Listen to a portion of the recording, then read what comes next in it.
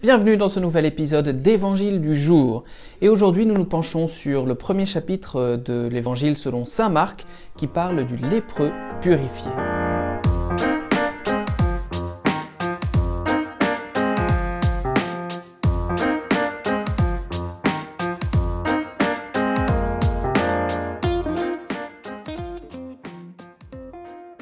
Évangile de Jésus-Christ selon saint Marc. En ce temps-là, un lépreux vint auprès de Jésus. Il le supplia et, tombant à ses genoux, lui dit « Si tu veux, tu peux me purifier. » Saisi de compassion, Jésus étendit la main, le toucha et lui dit « Je le veux, sois purifié. » À l'instant même, la lèpre le quitta et il fut purifié.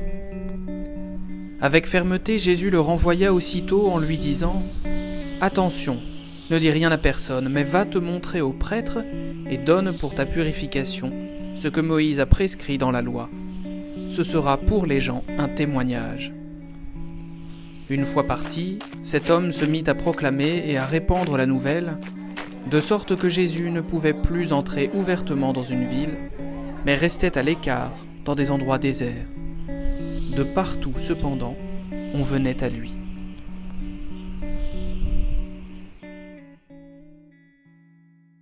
Bien sûr, le contexte un peu présent nous aide à comprendre particulièrement cet épisode du lépreux purifié, une maladie contagieuse qui exclut un peu la personne et l'empêche finalement d'accéder non seulement à la communauté sociale, mais aussi à la réintégration spirituelle. Finalement, que voit-on ? D'abord, le lépreux va demander à Jésus une purification purement rituelle. Mais Jésus va aller beaucoup plus loin que ce qu'il a demandé, et c'est souvent le cas pour notre propre prière devant Dieu. Nous n'osons pas tellement demander, nous avons peur qu'il ne nous exauce pas tout à fait, et en fait, le Seigneur va aller beaucoup plus loin. Et parfois cela va nous étonner, cela va parfois nous surprendre, nous gêner même, mais le Seigneur est souverain et nous apporte ce que lui veut véritablement pour nous et pour le monde. Ce personnage du lépreux est assez fascinant pour nous. Il ne va pas se résigner à la maladie qui est la sienne, une maladie très grave qui peut mener à la mort. Il ne va pas se résigner à l'exclusion qui le concerne. Non, il va braver la loi de Moïse qui lui interdit pourtant d'approcher les personnes et il va se glisser pour aller jusqu'à Jésus. La force de sa foi le mène véritablement loin. Dans cette désobéissance de la loi, nous avons ici un témoignage de son amour et de sa confiance en Dieu. Devant Jésus, sa foi va le pousser plus loin que ce que lui-même avait prévu.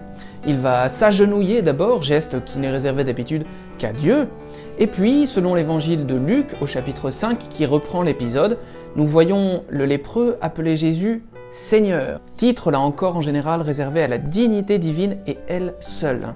Et puis cette phrase un peu tâtonnante, un peu hésitante, « Si tu veux, tu peux me purifier ». Voilà quelque chose d'un peu ambigu, on ne comprend pas exactement ce qu'il veut dire.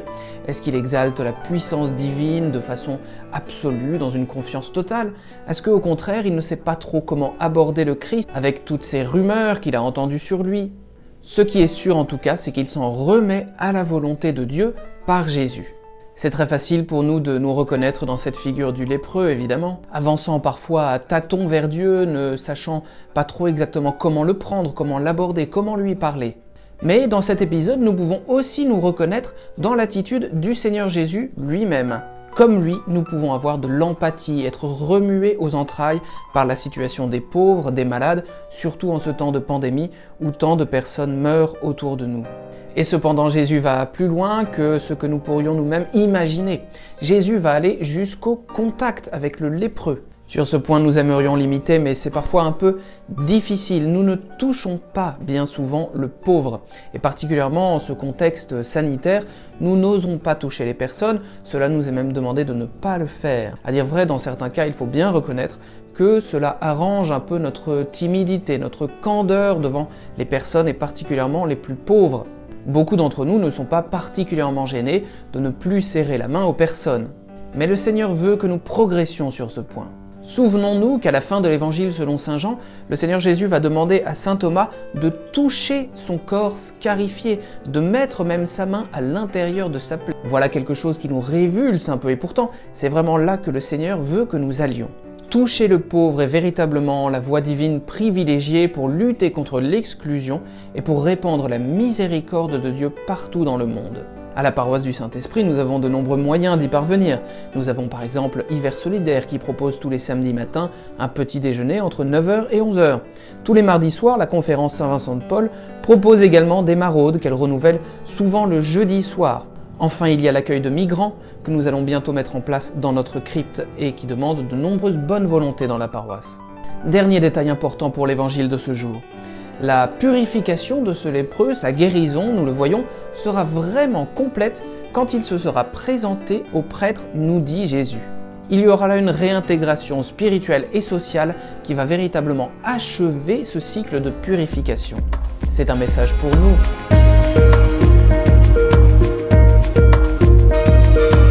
C'est bientôt le carême et nous aussi, nous sommes appelés à nous mettre à genoux comme le lépreux devant le prêtre vers lequel le Seigneur Jésus nous envoie. Allons nous montrer à lui et n'ayons pas peur de lui demander le sacrement du pardon. À genoux devant le prêtre, c'est Dieu lui-même qui nous touche le cœur et sa miséricorde reçue vient se répandre pour le monde entier. C'est là que notre Seigneur nous répète « Je le veux, sois purifié ». C'est là que, inlassablement, le Père reçoit et guérit sa créature blessée, lui donnant pour toujours accès à la vie éternelle. Merci d'avoir écouté cet enseignement. N'oubliez pas que rien ne remplace la messe et souvenez-vous de prier.